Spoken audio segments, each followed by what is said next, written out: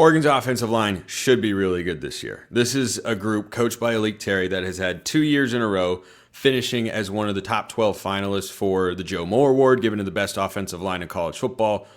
Ever since Dan Lanning has arrived, all 3 years, offensive lines have been well above average. I actually think last year's was the worst one they've had to date.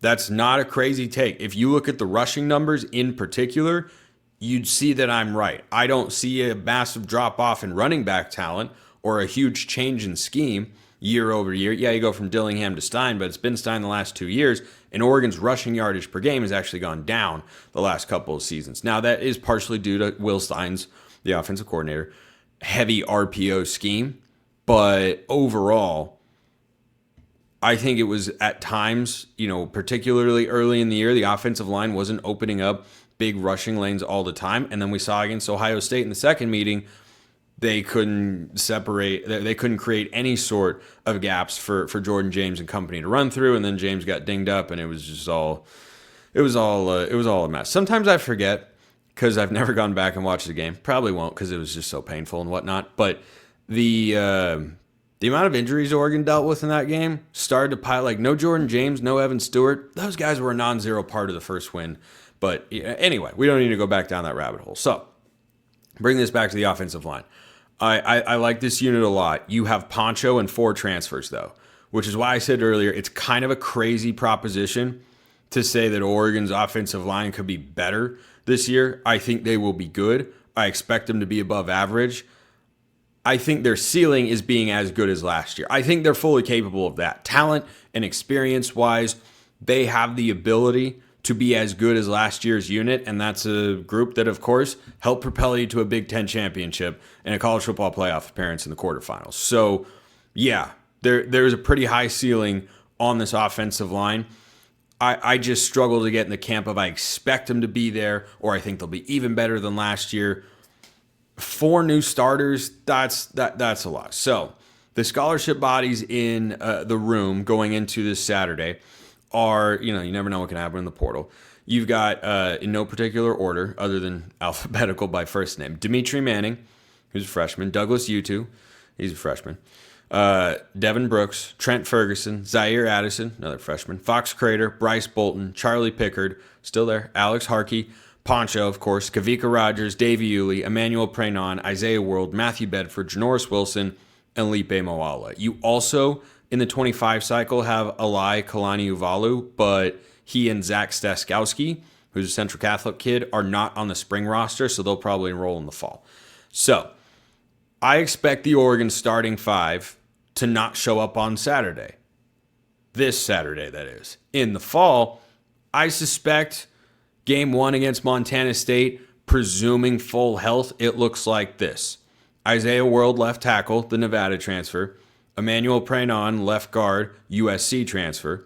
Poncho at center, starting for the second straight year. He was good last year. I think he can take a step forward like Jackson Powers Johnson did. Maybe not be the best center in college football, but still be quite good. Matthew Bedford, who was hurt basically all of last year after coming over from Indiana. 7th-year player going at right guard.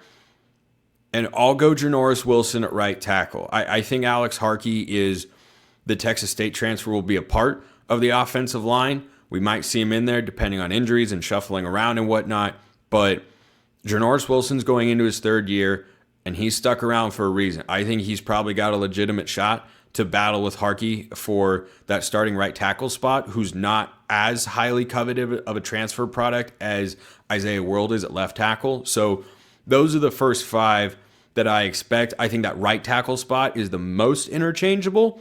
Either of the guard spots would be next on the list. Probably Bedford more likely than Prenon because he was just starting at USC, whereas Bedford was injured last year. Maybe he's not at 100%, but that's who I expect to be the first 5. We'll see if that changes in my post-spring game analysis sometime next week or in the coming weeks on the show. So, a couple of non-freshmen to keep your eye on here. I mentioned Alex Harkey, the Texas State transfer, who could very well start at right tackle. Has some experience, not as much, but overall, 4-star transfer according to 24/7 for a reason. I'd keep your eye on Bryce Bolton, though, because, Kavika Rogers, Davey Uli, those guys did incredible work last year.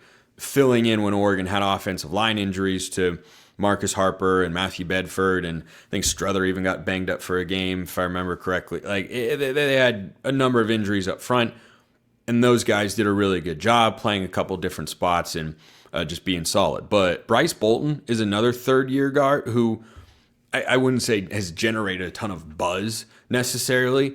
It's just one of those players who I just can't help but think in my mind, if he's an offensive lineman coming back for his third season, it was a 4-star recruit, isn't there probably a reason?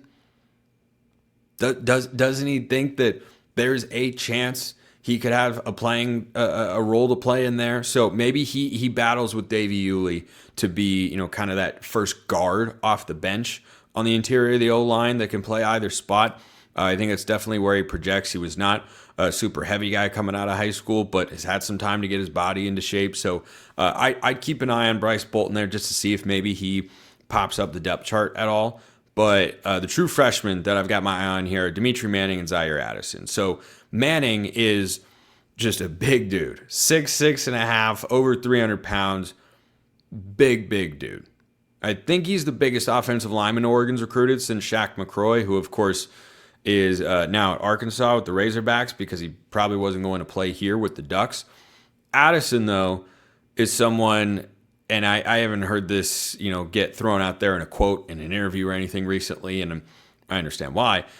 When he first committed to Oregon, was asked about coming, he said he wanted to compete for a starting tackle job as a true freshman. And look, I respect the mentality. I really do. I don't think that was ever super realistic. He'd be more likely to start at right tackle than left, but highest rated offensive lineman, or highest rated, I should say, offensive lineman that Oregon has in this 2025 recruiting class that has got a handful of guys up front blocking for whoever's at quarterback back there. And I think Zaire Addison is someone that can absolutely be a multi-year starter and a bookend tackle for the Ducks in the coming years. And we'll probably get our first glimpse at him at some point on Saturday in the spring game. So overall grade, I give this room a B. I almost went B- just because there's so much turnover. That worry, though, is negated, and I keep it at a straight B, which, again, I'm a hard grader. B is well above average. I put it there because the guys they've brought in are so veteran. They haven't played together, but you've got a junior starting at center. You've got, I believe, Prenon's a fifth-year starting at left guard, if my projections are correct. Bedford is a seventh year. Isaiah World has multiple years of starting experience. And your right tackle spot will be the least experienced of the bunch, and you're not rolling a true freshman out there. So that eases my concern a bit. I do still expect that this might be a unit who, through the first month of the season, I give another B grade to and say they've been good, above average. They haven't yet been great. And by the end of the year, they could be an A. The potential's there. Isaiah World got boosted up to a 5-star transfer on 24/7's rankings because everyone kind of realized how good he can be. And, Dan Lanning said they don't make a lot of guys at his size, and they really don't. So if you can hone that athleticism in, he can be an NFL prospect legitimately at left tackle. And I think that you've got plenty of size, you've got plenty of bulk, you have got plenty of experience up there. They just need some time.